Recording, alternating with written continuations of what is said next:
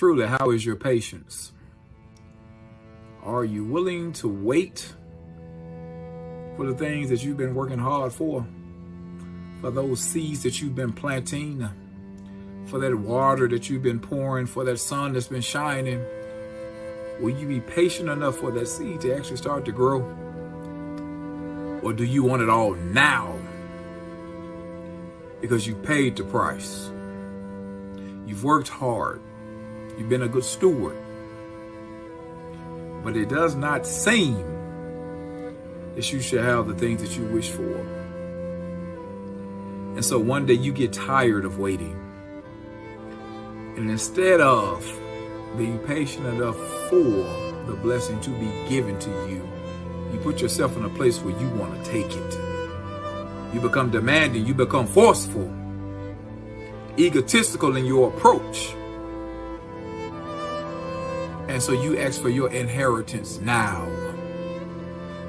Even though you have not done the work, even though you have not learned the proper lessons, even though you have not yet matured to the point to be able to handle the blessing.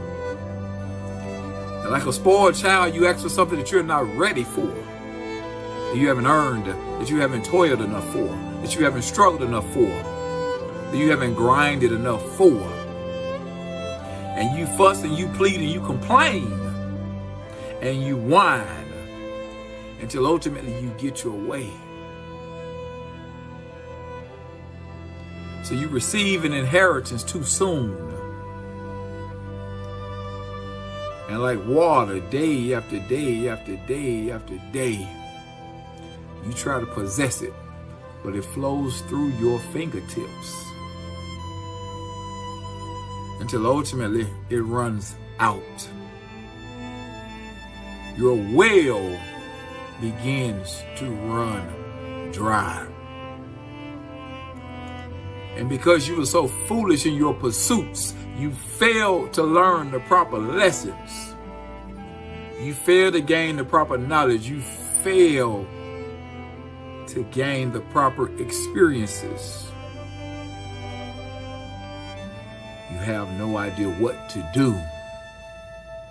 So those same people who were trying to inform you, who were trying to pour into you, who were trying to mentor you, now you've created separation between you and them. And you find yourself feeling lost, feeling like you have no one to talk to, no one to call on. And so now you've moved yourself to a land where everything is unfamiliar. The blessings are not flowing. The water is not plentiful. The vineyard is not plenteous. The sun is parched everything that you thought you would recognize. And now you find yourself in a state where you feel lost, where you feel trapped. You're laying in a house with him. He doesn't resemble anything that you would ever desire. You're laying in a house with her right now, and her voice makes you cringe to the point that you would prefer to be on a rooftop right now.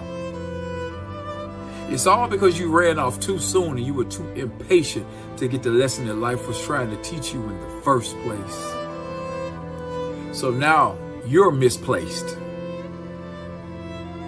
The misguided deed put you in a situation, put you in a circumstance that you were not built to handle. And what's amazing about this lesson, you were not created to handle it. You were not designed to handle it. As a matter of fact, you're walking the wrong path, a path that was meant for someone else. You decided to walk in it and pick it up. And now the bags are heavy. They feel like sand weighing you down on a daily basis. Because the mere pleasantries that you enjoyed at your father's house are no longer available to you because you left. And now slowly things seem to fall apart more and more and more. You find yourself in a mess, in a disgusting state. eating things that you've been forbidden to eat, partaking of things you've been forbidden to partake of, drinking things you have been forbidden to drink of. And all because you put yourself in a situation that you were never prepared for. But God in His grace gives you an inkling. He brings something to your remembrance to let you know that the slaves in your Father's house eat better than the current situation that you find yourself in. And so the pride and the ego have been beaten out of you. They no longer exist. But you have to find the fortitude within you to go home. And that's the piece that's powerful. You've been gone so long, you've forgotten so many things, but now it's time to go back home. See, you thought people were being mean-spirited, but in actuality, they were loving you to the best of their ability. So those you broke away from, those you ran away from, those you feel disconnected from are now calling you back home. It's time for you to go home. See, a home can be a representation of many things. When was the last time you saw your kids? It's time to go home. When was the last time you spoke to your mother? It's time to go home.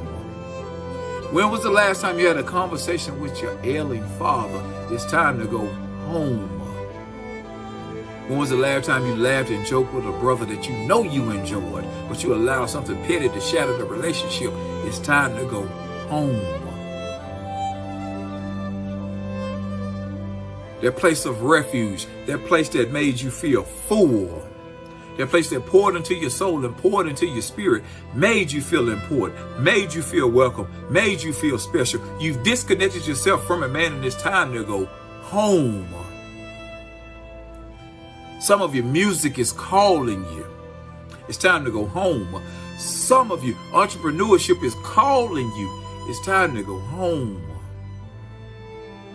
Some of your education is calling you and you're wondering and waving. It's time to go home.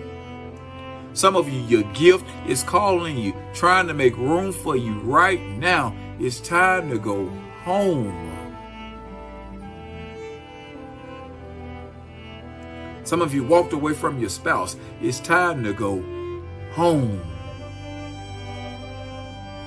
Some of you are in broken relationships with broken people. It's time to go home. It's time to exit. And it's always difficult to go home because you have no idea how you will be received. That person that you grew up with, the person that you spent all the time in the world with, that one that you expect to celebrate you the most, they may be upset that you returned. Because with you departing, a lot of the things that were being poured into you have now started to be poured into them, and they do not want to share it. But you have to dig deep into yourself to understand that what God has for you, God's ultimate will has to be done. It shall be done. It will be done in your life. Regardless of what happens from a circumstantial perspective, His will has to be done in your life. So we can try to run. We can try to hide. We can try to crawl. We can try to disappear. We can try to create distance ourselves. But there's always that feeling that something is missing. What has God called you home to? Did you used to have fun and laughter with your wife? Did y'all used to sit and laugh and joke and have a good time? Has she allowed the kids to create distance and separation between the both of you, and now you lose each other? Did you have a friend that was really good for you, that poured into you, that only wanted to see the good things happen for you in life? but you were so broken and so hurt on the inside that you couldn't recognize the good and you made it look bad and you walked away and created separation. It's time for you to go home. Did your gift get too big for you? Did things start to come too fast for you and you decided to walk away? It's time for you to go home.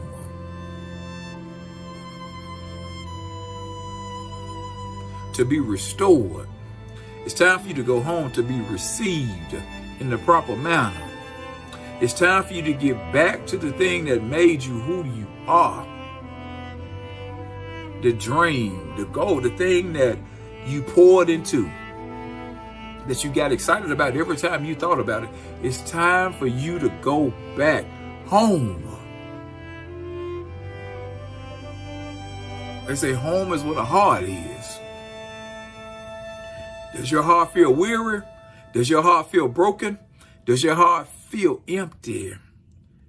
Does it feel like a desert when you think about what you walked away from? You have to have the fortitude to say, I messed up. I walked away too soon. I almost quit. I didn't recognize what you had in store for me. God, I'm ready to go home. Whatever your home is, whatever it could be, whatever it should be, it's time for you to go back home and get what God has in store for you. All of us have experienced a prodigal nature. The only difference between us and him is that he had the courage to admit that he had no idea what he was doing, and he pivoted and turned and went back home. His father received him in love. His older brother did not. But the power, the tension of the text is the fact that the father celebrated him on his return. Which means that if nobody else claps for you, God is ready to receive you upon your return. If nobody else pats you on your back, God is ready to receive you on your return. If nobody else has a kind word to say about you or to you, God is ready to receive you on your return. If there is no laughter, if there is no smile, if there is no virtue, God is ready to receive you on your return. It's time to go home. It's time to go home. It's time to go home. Back to where you found your true first love. I love you guys and I appreciate you. But it's time to go back home. Some of you feel lost. Some of you feel trapped. Some of you feel empty. Some of you feel lost. Some of you feel broken. Some of you used to feel energetic. Some of you used to have a joy about yourself. Some of you used to operate in peace.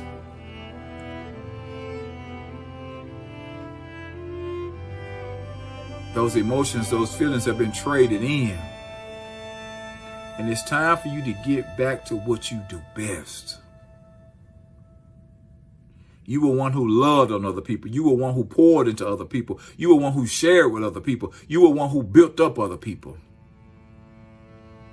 And somewhere along the line, you got lost. But it doesn't mean you can't get it back together and put it back together and come back to yourself, understanding that what my Father has for me is better than anything that any of you could ever offer me. It's time to go back home to that first love that will never leave you nor forsake you.